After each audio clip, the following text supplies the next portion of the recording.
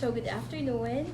As of April 13, 2020, these are our updates regarding our statistics dali aton mga persons under investigation. So we have a total of 149 recorded. 5 are positive here in Zamboanga City. L2 gani talya reported na NCR. So chinikita 7 for Zamboanga City. Out of these 149, siya kita 48 negative results, and then wait pa kita, pending results is 32. 30 are admitted.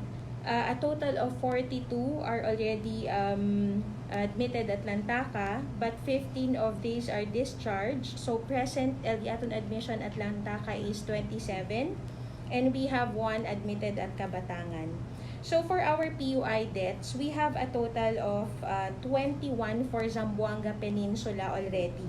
So yesterday we had 13 recorded, and then today we had an additional of 2. So 15 aton deaths for Zamboanga City for our PUI.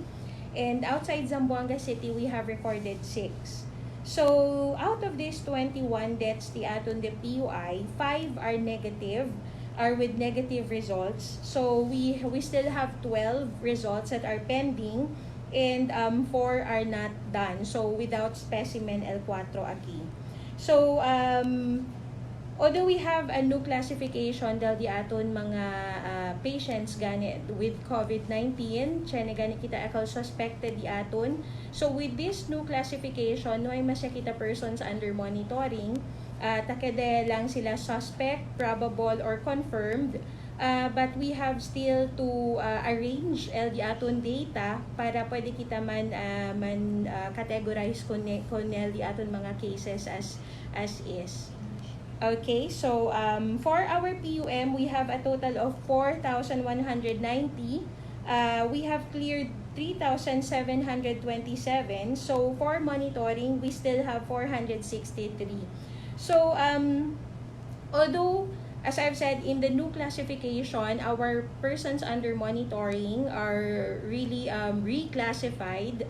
So we're going to continue, but still we're going to continue to monitor them, no, until they finish their quarantine period to be completed.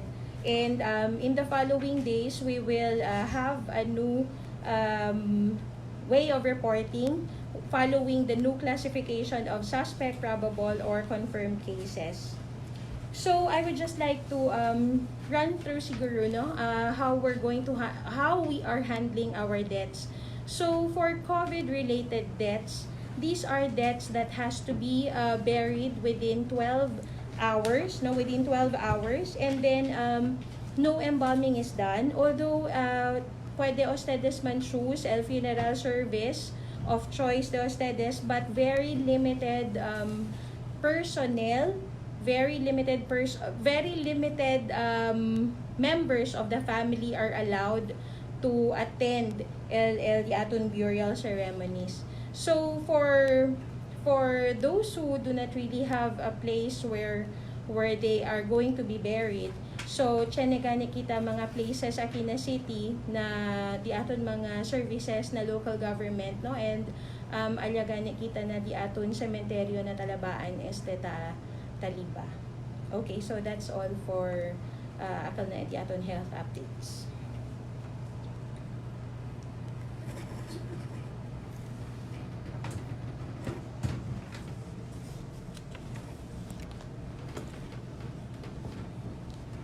Buenas tardes. Pleasant afternoon to everyone. So as far as relief assistance to our people who are affected amid the COVID-19 pandemic, the City Social Welfare Office has been providing relief assistance to our barangays. And this time, we have already reached 78 out of the 98 barangays. We have reached 78 barangays with more than 123,000 families.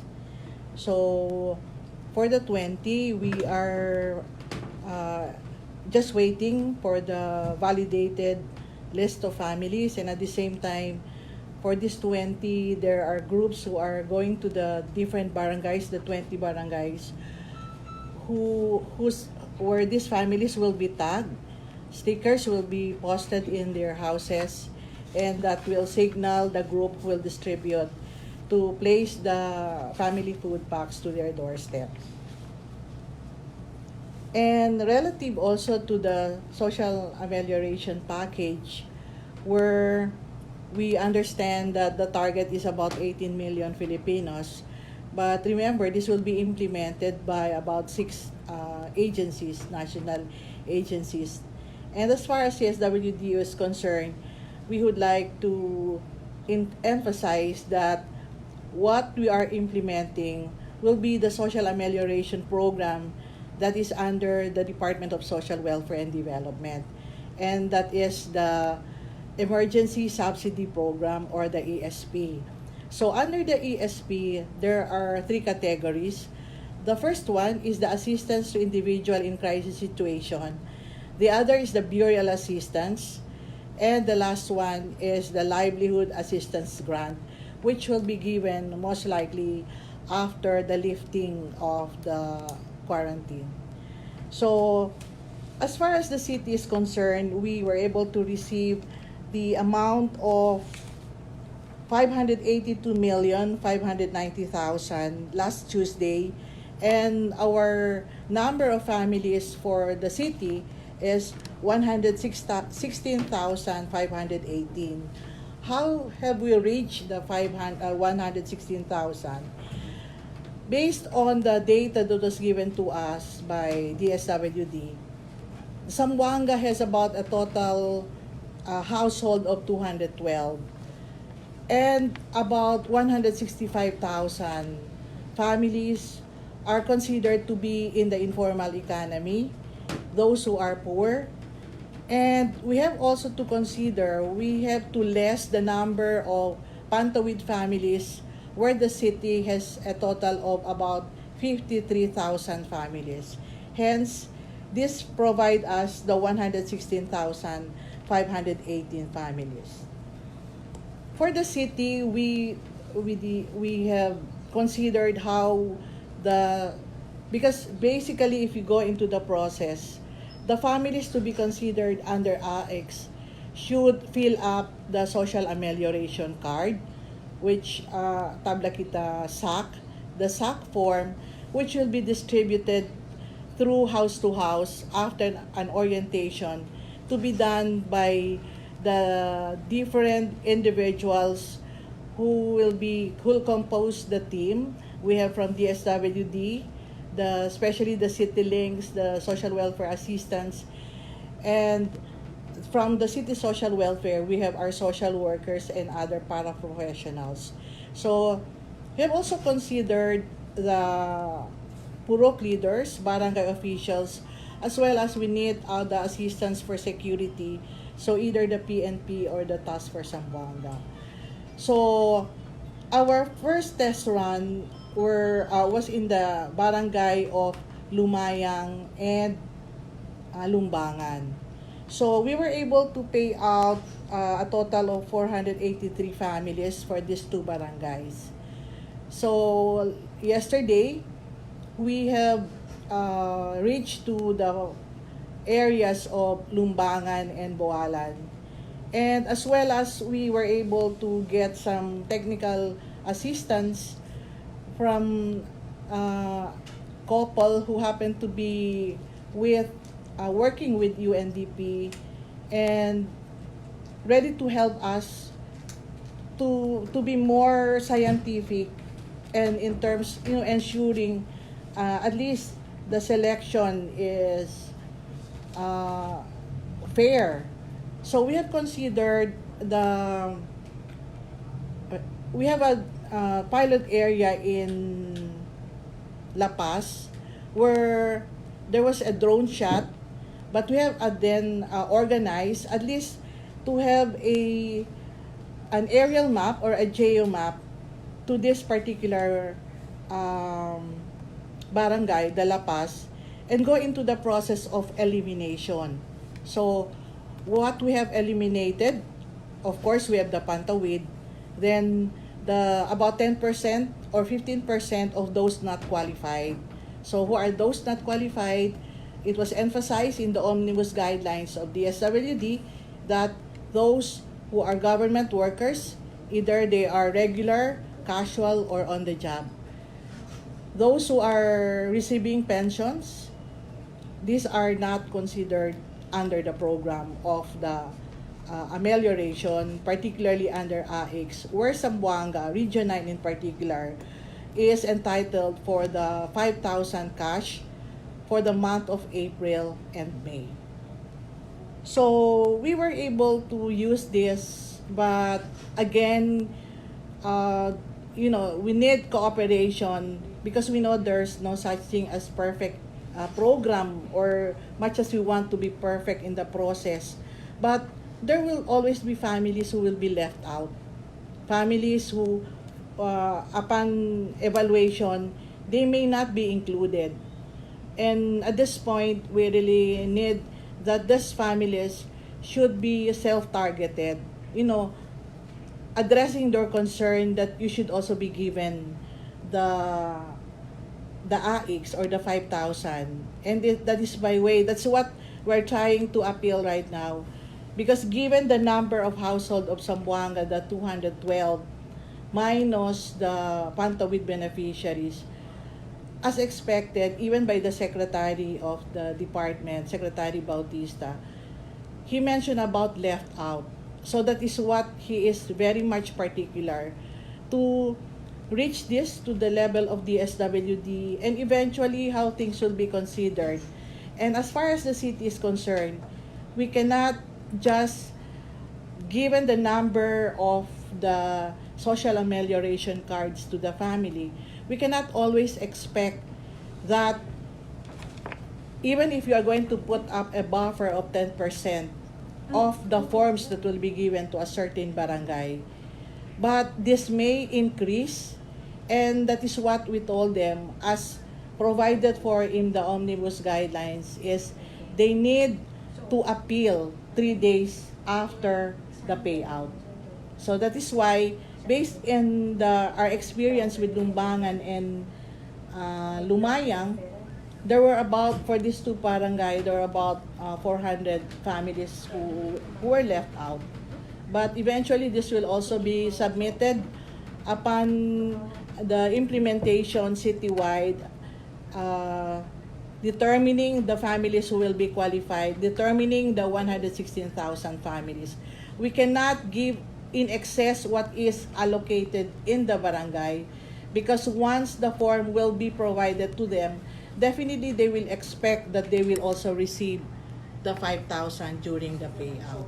And that is one thing we ask the barangay officials to really explain this to the people.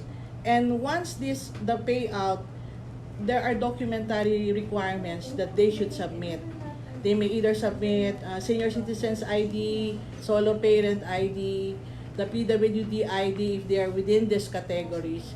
And of course, they need to submit on the part of the barangay certification if they belong to other categories, especially those indigent families. But I learned there are, based on the feedback from the field, there are those who really don't have their IDs. And that is one thing we will clarify with the SWD on how to go about it. Thank you very much. First question for Dr. Dulce from Santos Cortez. Aside kung CPO1, siya ba kita Esperanza o to COVID patient elman discharge within this week? So if we will have the result of the two other confirmed cases di aton and get the negative dealer result, so baka pwede kita kanila man discharge within the week. So we are waiting for the results of their results. Second question from Santos, pwede ya ba kita man reveal el name del mga COVID patients? So, regarding this, we will still have to really discuss and finalize with the task force on our stand. Ela kalyad asa sa leel interagency task force si Cabsec Nograles gani no. So that's actually functional na IATF de Manila. So we will still have to discuss na di aton task force, and then if ever really come up with a stand if man disclose ya gani kita sa TLD ilang mga identity. Third question from Santos. Akel mga PUI kaya muri ko saya el resulta del di ila swab test. So, again, we have, for Zamboanga Peninsula, we have 21. As of today, we have 21, a total of 21. Out of these 21, 15 are from Zamboanga City. And out of these 15, we have a total, we have 5 negative results already. So, we are waiting for 12 more. Na 21 yes sa diato, no? So, we are waiting for 12 more, and out of these 21, 4 are not done. From Cecil Abuy, ¿qué tal el status del otro mga pasyente? ¿Tiene ba resulta aquel mga pending? So far, el last result ya pwede kita recibi is last April 9. So, within today or tomorrow or within the coming days, baka siya nakita other mga results ay recibi. And el status del otro di aton mga confirmed cases, no? They are stable. El uno patient di aton, akal di aton 07, ZC07 is also stable. So all of them are stable, and the two of them are just waiting for their result. Si negative gani, so pwede kita ko nila man discharge. As members del Task Force COVID, ¿cuál de ustedes recomendación acerca el montón del mga vehículo tacorre na calzada y camino? ¿Cosa mejoras ustedes puede recomendar para hacer más fuerte la implementación del ECQ? So, for my part, really, we have to talk to our security personnel, no, for the strict implementation of our ECQ. But on the other hand, we also have to really look at the reason why our people are going out of the streets, no? Maybe because LG aton mga basic necessity, necesita sila sa kagani. So, with the help gani del aton CSWD, del aton Agri, and other departments. So in the coming days, we will be able to make LD aton mga basic necessity available and ready na di ila community, so that hindi agat mucho gente el necesita sale or anda pagayot lejos para compra con este mga comestibles.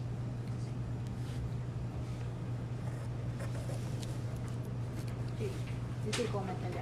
Kosa as member of the Task Force COVID, kosa dito yung recommendation na circle mga behikulo takore na kalsada. Tamira kita, siguro tiyan yung mga their other needs, no, basic needs, it may not be available na di ila places, no. And I think one of our recommendation is to improve el number of AKEL stores that are going around the different barangays, and at the same time man observe kita social distancing. Next question, Doc Dulce. Porque hindi taman igualan el resulta del mga data del DOS tiene pa el otro grupo, quién ba el in authority asesale y onde sige el mga media? So, different organizations who have different pakilayatan analyze data di ato, no? Pero siguro siya naman mga differences at the end of the day tan reconcilements de kita, no? So maybe hindi lang at real time ta kada igual, pero at the end of the day siya nakita taas mga data reconciliation para pwede kita man even off. Tamira kasi kita ste uno-uno, no? So tan data tan data clearing, no? Ta limpya kita LD aton data. So ta nesita kita man reconcile tamen. So there are times pwede tumira otro-otro, pero we just have to really verify. So, whatever data, through si COSAMAN data ta sa LL1 agency, so channel ta agara record for this data. So, as a interagency gani, so at ablaga niyo, tasinta kitaste para man-reconcile ali aton mga data. Next question from LC. Ese ba mga persona kay asigunya muri of other illnesses and somehow have some symptoms of COVID, like coughing, need ba kanila man swab? Are they considered suspects? Other illnesses. Mga persona kay asigunya muri of other illnesses. So, LD aton mga PUI deaths, yeah. So, our PUI deaths, out of the 21 that we have for the Zamboanga Peninsula, only 4 are not swabbed. So, the rest are swabbed. So, we have out of these, 5 we have results already that are negative and 12 are pending. So, pending because we have sent already the specimen for testing, but the results, no ipaliga ka naton. No, it's not yet, no ipa India. From RG Go, question for Dr. Adul. Say, will there be changes aray and discharge ya kun CPO1? So we are grateful that our ZCO1 has been discharged yesterday. So we are just in the early stage of our anticipation of the surge or of the increase in our cases, if ever. So, if there will be changes, that would be strict implementation lang, syempre, dahil di aton ECQ. And we say that if you do not have anything necessary or important na associated apuera outside of your house, please stay home and still follow LD aton physical distancing, wearing of mask if we're going to go in public places or even outside our houses, and then regular hand washing, so and cough etiquette. So these measures should be strictly implemented. Kosa yakeda management con el patient, yakeda lang le bueno solo o yan antibiotics. El management ba based lang na suyo symptoms?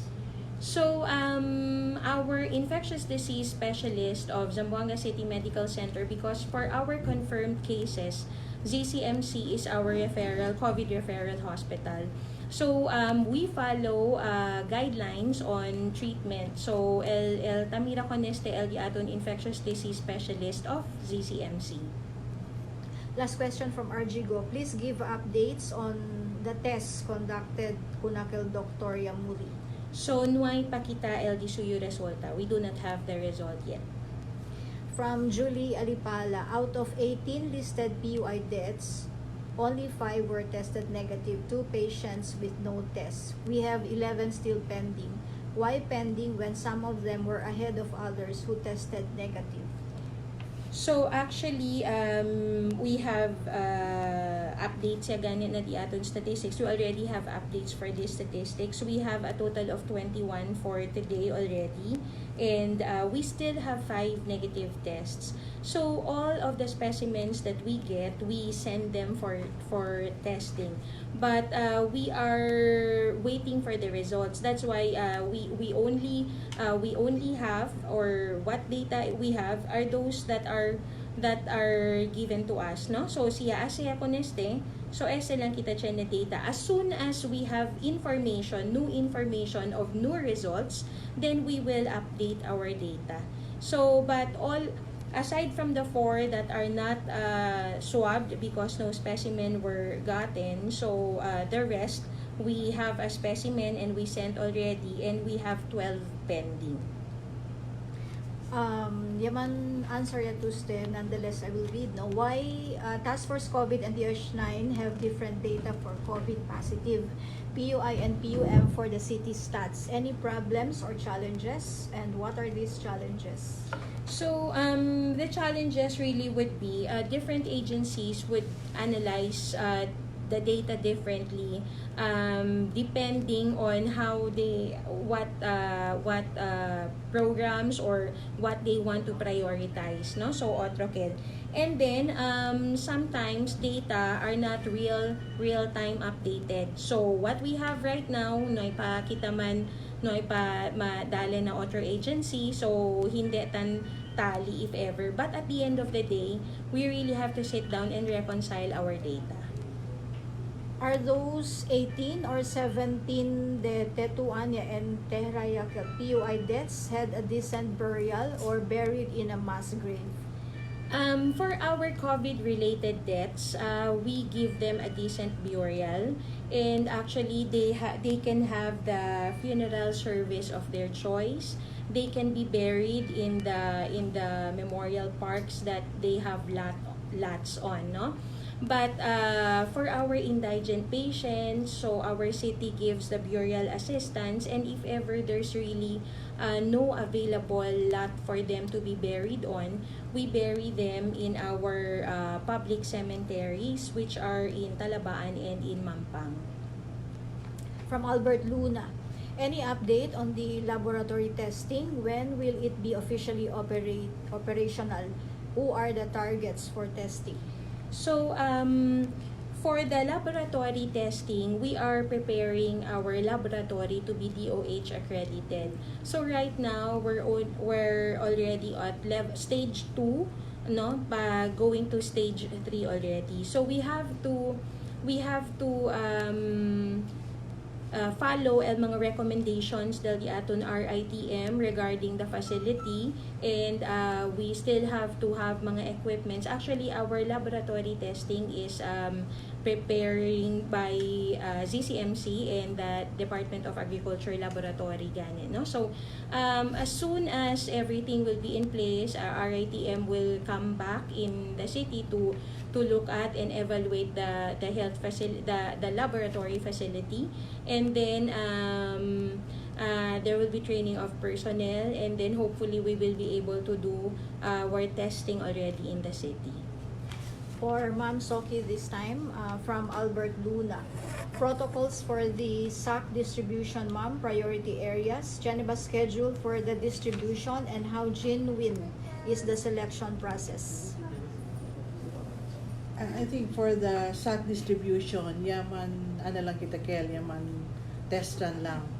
Let us look at how the SAC, filling of SAC will be done in the rural and compared to the urban barangays. That's why we targeted 2 barangays, Lumayang and Zamboanga.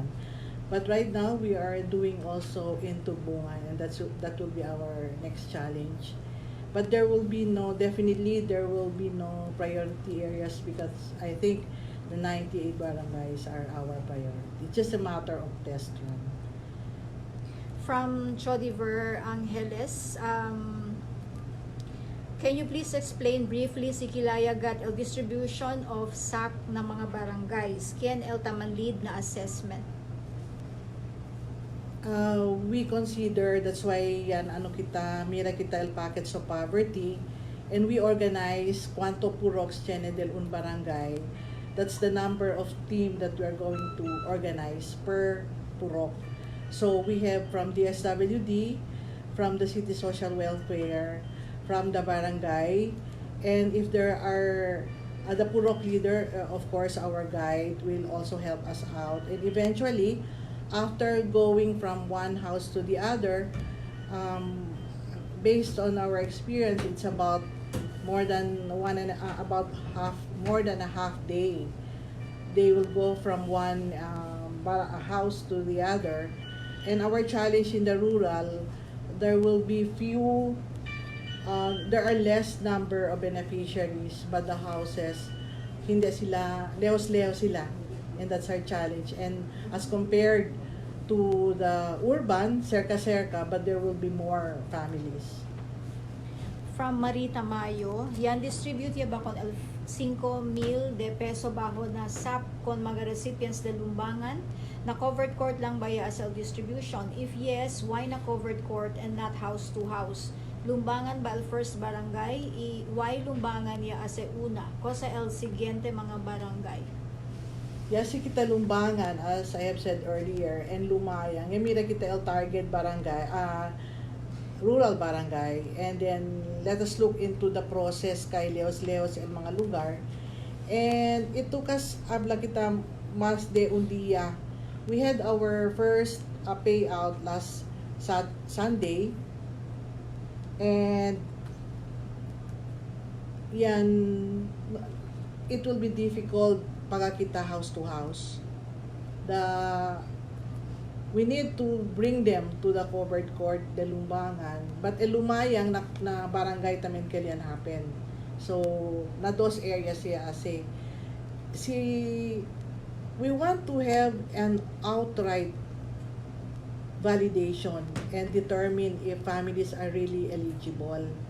Pero we know that we cannot provide all of them. And mucho el rabia. And at the same time, if you look at the omnibus guidelines, one of the provisions, taabla alya, kung ken kita ya paga ineligible, kaya this year, they will fall under those unqualified beneficiaries. Ken paga koneste el local government. But for those after the cross-checking na central office, lang duplication, the next round of assistance which will be by May, mandalis lang kanila. That is why grande el risk on the part for those who will na local government kung ken gayot el paga. Por eso, tasi kita, aside from the house-to-house validation, there's still a need for a table validation. We have to bring all the members of the team. And it's the DSWD and the City Social Welfare who are, but most likely it is the CSWDO staff who heads the team. From Jerome Rojas of Brigada, ¿cuánto el target Zamboangueños quien puede beneficia con el SAP? Next question is cosa kel sticker taas pilit color pink na kada casa amoya bakel el del SAP or relief goods? Pink stickers that will be for relief goods.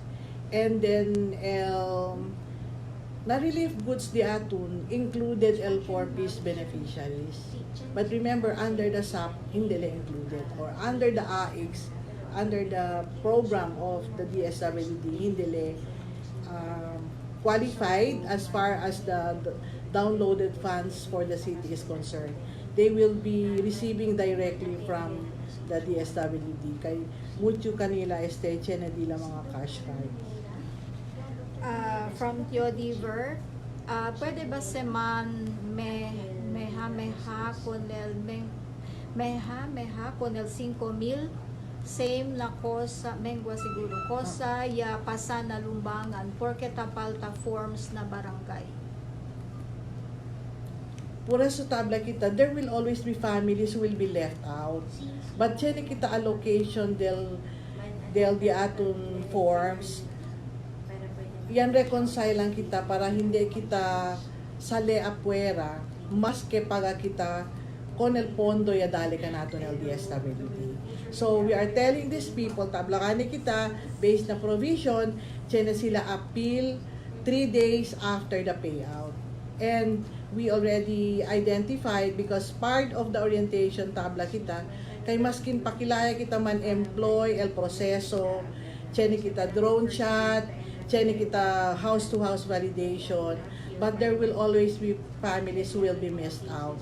So, tiyan sila opportunity to appeal, tiyan kita grievance mechanism, and that is our concern that we are going to bring this to the SWD. Really, in relation este ko naka-question di Marie, ma'am, siya nila follow up. Pwede magahaase transparent con el lista del mga SAP recipients just to make sure the 5,000 assistance really goes to the deserving ones. Tiyan naman opportunity for cross-checking, and that will be done by the SWD. Next question, with regards to food packs, pakilaya akel maganuay dale el barangay, inuay tamen dale el CSWDO, pakilaya el dalida del assistance kanila. Tiene kita proseso de troubleshooting, onde también ta pwede kita dale individualized assistance. But definitely kay ta miragane el city government, how far can we provide, and we are looking forward hindi lang este tiempo dali kita si continua syempre el di aton sitwasyon tiene pa kita otro round of assistance dali kanila. Next question, what is the process in identifying, tagging, validating beneficiaries for relief assistance of the CSWD, because there are still complaints from families that they did not receive, claiming they are poor or poorer than their neighbor who received the assistance. El proseso di aton, we always consider the pockets of poverty. So on the mucho casa, congested, and most of these are families who belong to different categories. They may either be mga tricycle driver, abal-abal drivers, construction workers. Amo kita steta anda una, and we knew that tapikura kita man exhaust no el di aton proseso, but I know there are those na especially na urban areas na hindi even mga bisinos hindi gadbien konose, and pwede tami kita realisa kay tiene mga di aton mga lideres no sabi gayot el mga gente na within a certain city or a certain purok. So that is why si Mira ustedes, we are providing more than what should be allocated to the barangay. Mucho ka natong tapidi additional, and what we ask from them is to submit to us the list, and our social workers will go to the ground and provide them the needed additional relief assistance to those families. Yan identify sila, necesita pa.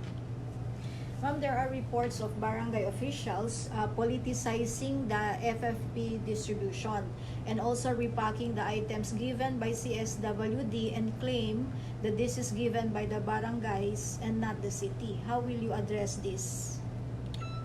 Nukere kami dale a day before el assistance. But tiene because of distance, tan request ka namon, and the representation is being done by some of our councilors.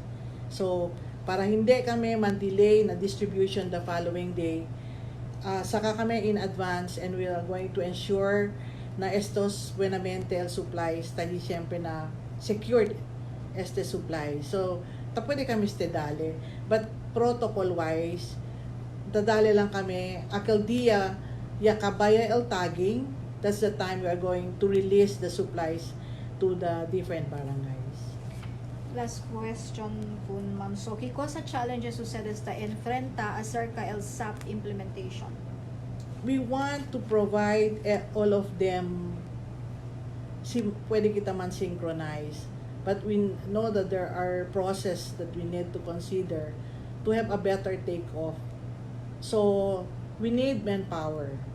And that is why one of the things that we are going to really request is we need to employ assistance of those other departments who have people in the ground, who have their field workers, to help us, particularly those coming from the agriculture, from the city vet, the city housing, although on board yaman si Mr. Pagota Isidro, but we need his other staff to help us out, particularly in the house-to-house distribution or filling out of the social amelioration cards, and eventually until the payout. We have people, DSWD, ayuda ka naton, but legwork should always be done by our office. They will provide us for people who will encode in the master list, because part of the liquidation will be the master listing of the families, the payroll that will be provided to us by the city treasurer, and at the same time the different documentary requirements that we need to submit. Thank you, ma'am. For Dr. Dulce from Chodiver Arquisa. Is it true Yamuria si patient number 7, the veterans? After recovery, the patient number 1, manlift ya ba lockdown na area where eletans stay? Our patient CZ07 is stable, admitted at CCMC. And since our ZC01 has been discharged and is already home, actually Sinunok, the barangay Sinunok's lockdown has been lifted already last April 8. But El compound, from the index house will be lifted on April 15. From Albert Luna. COSAL protocols for home quarantine, the mga medical providers exposed with some positive patients di atun. There were reports manada ya kanila man duty even before 4 days pa del di ila quarantine. Okay. So basically, those health workers who are exposed to our suspected COVID-19 cases are required for mandatory quarantine for 14 days. And then, if ever, niya mga results taliga na akal na mga suspected case, yakade sila negative, so even without completing LD ila 14 days quarantine, pwede sila man go back to work because we already have the result. From Shirley of Radyo Pilipinas, regarding ECQ, until when will be the implementation of the ECQ in the city? With a negative result of one COVID patient, is it possible for the lifting of the quarantine? Also, update on the reported deaths of BUIC and answer yet Tuesday. So, LD-aton ECQ, we are right now, actually, na-di-aton, na-EO-di-aton, we do not really have a specific date until when our ECQ will be. So, our dates will be dependent on the number of cases that we have and the number of confirmed cases that we also have.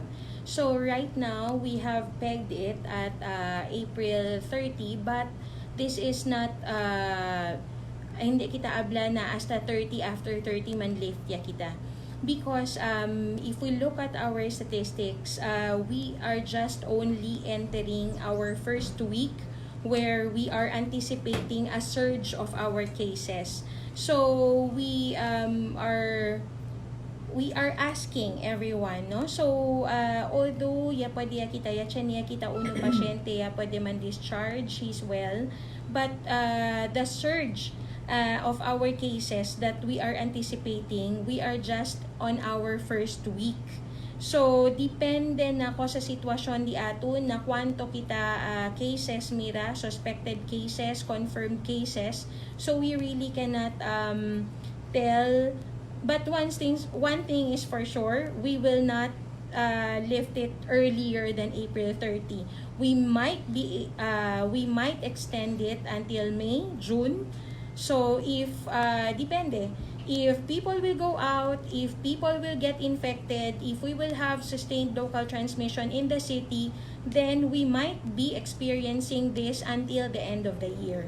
So we really do not know until when. So we just, right now, what we can do is we just have to really follow, especially LD aton strict home quarantine and LD aton mga preventive measures. From Val of UNTV, kanina sa KCC ang daming tao sa grocery. Ang taas po ng risk na magkahawaan. Di na po na o-observe ang social distancing sa dami ng tao. Ano po recommendation nyo para makontrol ito? Yes. So, there are measures that we will have to put in place gani. So, as Ma'am Soki said that we will have to really make available di aton mga basic necessities in the barangay. So, the CSWD and other agencies like the Department of Agriculture has already been has started di aton mga rolling stores na di aton mga barangay. So we will just have to make more of our rolling stores in the barangay and make the things that are the basic necessities available in the barangay. From Jerome of Brigada, cuánto PUI ya entera na talabaan bangkal si Chenea? So we have about, I don't, wait lang, specific number. More or less, we have about 4 or 5 already buried in Talabaan. Okay. From Letty Militante, I do not know si Ken Conocedos dos. ECQ starts at your doorsteps. Your reaction to USEC Undersecretary Maria Verheire of DOH statement? Yes. ECQ starts at our doorstep because this battle, as I always say, this battle is not in the hospital. This battle is not in the isolation facility. This battle is in our households. Pwede kita kontrola na di aton kasa. Pwede kita kontrola na di aton kwerpo. The battle is within us because we have to be self-disciplined. We have to, if we have to be home quarantined, so the battle is within ourselves. So we have to take that responsibility because if we're not going to take that responsibility and we will not follow, we will just take lightly as di aton ECQ, then the more time that we're going to be on lockdown because for sure transmissions will happen, sustained transmissions will happen, and we will be seeing more cases. So while ara tamira gani kita nuay pakitaan sina surge, but we are anticipating because simira kita na di aton trend amo gani STL first week that we are anticipating of the surge. So we have to take that responsibility. From Letty Militante, do we need additional medical health personnel or are we understaffed? Right now, we do what we can do with the staff that we have. But if we're going to have increased cases, then we might be really understaffed, and we have to employ new health workers to tend and take care of our sick. From Mr. Bob Haldon, Doc, based on your stats, would you recommend to the mayor for the partial opening of our local economy? So right now, that is not in our option. We really have to stay put and control our cases first in the city. And even if we are really sure that we do not have sustained local transmission in the city, we will still have to weigh if we're going to open our doors, because opening our doors would mean more higher risk of having the infection getting in the city. So right now, hindi anay. So we will really have to do strict home quarantine until the end of the month. And if we really have this in control until the end of the month, then maybe we will lift our ECQ earlier. But for now, aliagan kita yan, peg kita at the end of the month. But if we will see cases, so we might extend May, June, or if we will not really follow, then we might experience this until the end of the year. From Teodiver Arquisa, Doc, kilayal assistance na lactating women and pregnant women.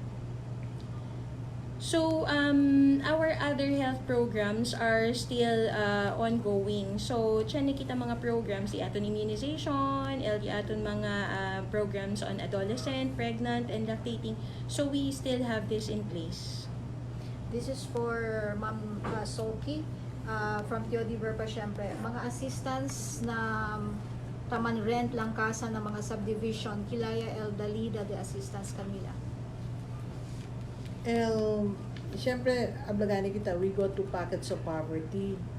So, if the purok, in the subdivisions, si man sila, ali, di atong mga leaders, they can inform us na pwede, ali renters. That's why, although yamira kita, chene kita, yamira na casa, chene mga stickers, mga concrete houses, chene stickers. It's all because chene kita mga renters, chene kita boarders, and chene kita mga caretakers lang din mga casa na concrete houses. When el altol pader, but if we look at the people inside, amo sa chene kita problema.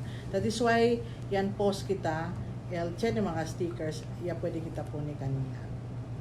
Thank you, ma'am. For Dr. Dulce, libre ba o tapaga el mga pasyente na lantaka or CCMC for Dr. Miraviter from Teodibur? So, our patients admitted at Lantaka, libres din. Why kita mga fees ali. So, we provide for all the needs, their needs. The local government provides for the logistics and the services from the PHAPI. From last question from Julie Alipala, may we request again the demographics of PUI, what areas, ages, gender, cause of deaths, and how is the baby of COVID patient? The baby is doing well, asymptomatic. So we are waiting for the test results. For the demographics of the ages, I would just give it to Ma'am Shayla, and then we will just post it. That's about all. Yeah. Closing statement. So thank you. Again, our fight against COVID, we are just entering the first week where we are anticipating a surge of our cases. So again, I'm asking everyone, we have our health lines. So if right now with the new classification, we do not have persons under monitoring already. So if we have respiratory symptoms that is like leading or manifested like COVID-like symptoms, then we will all be suspects for COVID-19. So if you feel like you have cough, dry cough, fever, sore throat, LBM, so SL most, no, you can always call our health lines. So our health lines are these are open 24/7, so that we will be able to give you advices on what to do. And if you really need to be confined or to be isolated in our isolation facility, then we will be able to facilitate that. And again, we are asking for everyone to please follow the strict ECQ. So if you really do not have anything essential to do outside of your houses, please stay home. And please practice LD aton social distancing, LD aton regular hand washing, and the aton cough etiquette. And let us protect each other. By staying home, we are protecting each other. So stay safe and stay home. Thank you. So on the part of the group, the relief assistance team, in a matter of time, we are going to reach your barangay. And we know that there are still 20 barangays who are still entitled of the relief assistance. We have people on the ground who are doing the tagging and eventually the releasing of our supplies. So we know also that in this difficult time, the frontliners are not those in the hospital, but it will always be the families and the home. So keep safe, everyone.